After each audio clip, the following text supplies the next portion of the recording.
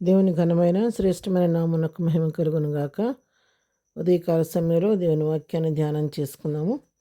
ఈరోజు వాక్య ధ్యానం కొరకు మనం తీసుకున్న లేఖన భాగము కీర్తనల గ్రంథము 119వ కీర్తన 50వ వచనం చదువుకుందాం.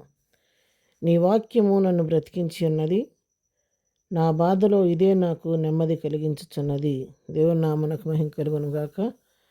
వాక్యం యొక్క ప్రాధాన్యతను గురించి భక్తుడు ఇక్కడ తెలియచేస్తున్నాడు. నీ వాక్యం నన్ను బ్రతికించింది, నా బాధలో నెమ్మది కలిగిస్తుందని చెప్తున్నాడు. అవును, కొన్నిసార్లు దేవుని వాక్కు చేత మనం బ్రతికించబడుతూ ఉంటాము.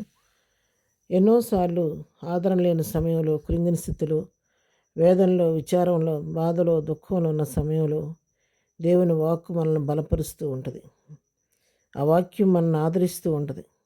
ఎన్నోసార్లు ఈ లోక సంబంధంగా ఎవరు మనల్ని ఆదరించేవారు లేని సమయంలో, పలకరించేవారు, పరామర్శించేవారు లేని సమయంలో, మరి అనారోగ్యంతో బాధపడుతూ ఈ అనారోగ్యం నుంచి నేను బయటకు వస్తానా రానా, నా పరిస్థితి ఏంటి అనే దిగులు, విచారం మనల్ని ఆవరించినప్పుడు, ఇంత దయనీయం అయిపోయింది నా పరిస్థితి అని మనం బాధపడుతున్న సమయంలో కొన్నిసార్లు ఆశ్చర్యకరంగా దేవుని వాక్యం మనల్ని ఆదరిస్తూ ఉంటుంది.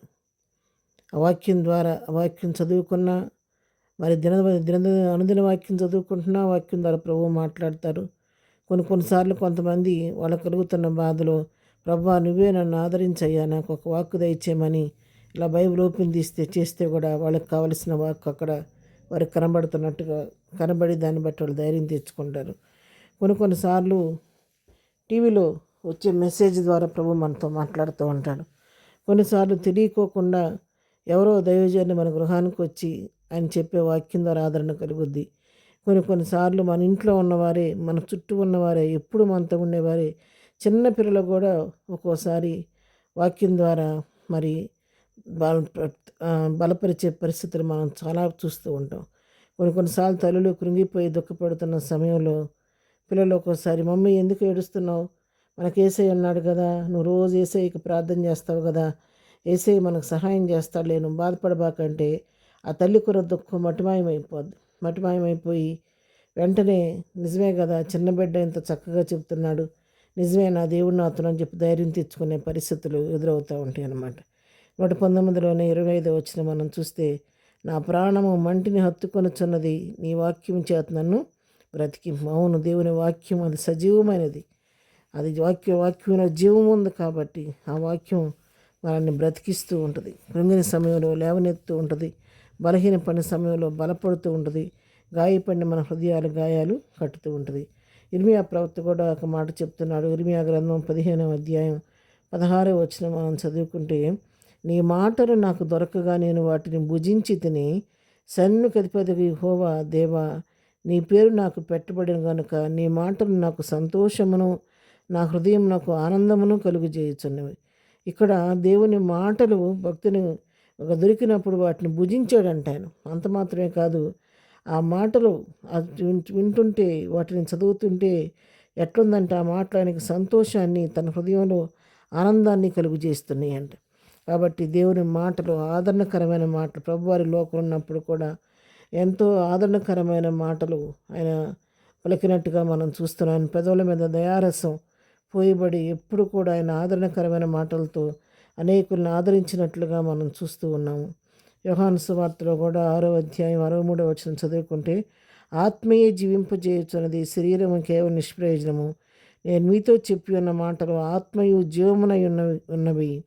ఆయన మనతో చెప్పే మాటలో ఆత్మ ఉంటుంది, జీవం ఉంటుంది. కాబట్టి ఆ జీవవాక్కులు మనల్ని బ్రతికిస్తూ ఉంటాయి అన్నమాట. అందుకే పేతురు భక్తుడు చక్కగా ఒక మాట రాస్తున్నాడు. పేతురు రాసిన మొదటి పత్రిక 2వ అధ్యాయం 2-3 వచనాల్లో మనం చూసుకుంటే, 3వ వచనం మనం చూసుకుంటే, క్రొత్తగా జన్మించిన శిష్యులను పోలిన వారై నిర్మలమైన వాక్యమును పాల వలన రక్షణ విషయములో ఎదుగు నిమిత్తము ఆ పాలను అపేక్షించుడి. ఇక్కడ వాక్యాన్ని పాలతో పోల్చాడు. స్వచ్ఛమైన మరి నిష్కల్మషమైనటువంటి స్వచ్ఛమైనటువంటి పాలతో, నిర్మలమైన పాలతో వాక్యాన్ని పోల్చారు. అవునండి, శరీరానికి ఆహారం ఎట్లాగో ఆత్మ కూడా దేవుని వాక్యం అంత అవసరం. అపోస్తలుడైన పౌలు ఒక చోట రాస్తాడు, మీరు వయసుని బట్టి చూస్తే మీకు ఘనాహారం పెట్టవలసి ఉంది, కానీ అయినప్పటికీ మిమ్మల్ని ఇంకనూ నేను పాలతోనే పెంచవలసి వస్తుందని విచారిస్తాడు. అంటే ఆత్మీయ ఎదుగుదల మీరు లేదని బాధపడతాడనమాట. ఆ విధంగా మనము దినదినము వాక్యమైన పాలతో సంతృప్తి చెందుతూ వాక్యం ఎదుగుతూ ప్రభువుని బట్టి ధైర్యం తెచ్చుకొని మన బాధల్లో, దుఃఖంలో, వేదనలో వాక్యం ద్వారా భావం పొందుకొని ముందుకు సాగిపోవాలి. ఉదయకాలం వాక్యం వింటున్న వారు ఎవరైనా సరే మీరు కృంగస్థితిలో ఉంటే నేను ఎవరు విడిచినా విడవకపోయినా వాక్యం నీతోనే ఉంటుంది. నీకెవరొచ్చి పలకరించకపోయినా నీకున్న ప్రక్కనున్న బైబిల్ గ్రంథాన్ని తీసుకొని చదివితే వాక్యం నీతో మాట్లాడుద్ది. నీ గాయాలు కట్టుద్ది, నీ హృదయానికి ఆదరణ కలిగిస్తుంది, నీ బాధలో నీకు నెమ్మది కలుగు చేస్తుంది. ప్రార్థన చేసుకుందాం. ప్రియ తండ్రి నీకు వందనాలు. ఉదయకాల సమయంలో వాక్యం మా ప్రియులందరినీ దీవించండి, ఆశీర్వదించండి. వారి జీవితాలు మీరు ఆశీర్వాదం మీకు కలుగు చేయండి. కృంగిన స్థితి నుంచి లేవనెత్తండి. నీ వాక్కు ద్వారా వాళ్ళని బలపరచండి, తృప్తిపరచండి, జీవింపచేయండి. ఇదైనా వాళ్ళు చేయి పనులెంట్లో తోడుగుండండి. వెళుచున్న మార్గాల్ని కాపుదలు దయచేయమని యేసునామములో ప్రార్థించేది కొంచెం తండ్రి. ఆమెన్. ప్రభు కృప సదాకాలము మనందరికీ తోడై ఉండి నడిపించును గాక. ఆమెన్.